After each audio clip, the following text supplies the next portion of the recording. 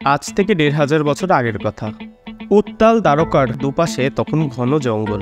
এরকমই ঘন জঙ্গলে তন্ত্র সাধনা করতেন ঋষি বশিষ্ঠদেব। একবার দশমহাবিদ্যার তপস্যা করতে গিয়ে ৩,০০,০০০ বার উগ্রতারা মন্ত্র জপ করার পর তার সামনে আবির্ভূত হন মা উগ্রতারা। ঋষিকে আশীর্বাদ করে বলেন, তোমার সাধনায় আমি তুষ্ট। এই ক্ষেত্র ভবিষ্যতে এক বিরাট তন্ত্র সাধনার পীঠস্থান হিসেবে গড়ে উঠবে। এর কয়েকশো বছর পর সাঁইথিয়ার ব্যবসায়ী জয়দত্ত বণিক স্বপ্নাদেশ পেয়ে দামোদরের তীরের এক শ্বেতশিমুল গাছের নিচ থেকে কালীমাতার ব্রহ্মশিলা উদ্ধার করেন।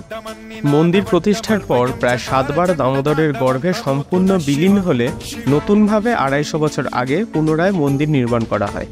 মন্দিরটি আজও সেই স্থানেই বিরাজমান। আজ সেই পীঠস্থান তারাপীঠ মন্দির নামে প্রসিদ্ধ, যেখানে আজও তারামায়ের ব্রহ্মশিলা নিত্য পূজা করা হয়। ढगज्ज्वलल्ललाटपट्टपावके किशोर चन्द्रशेखरे रतिः प्रतीक्ष।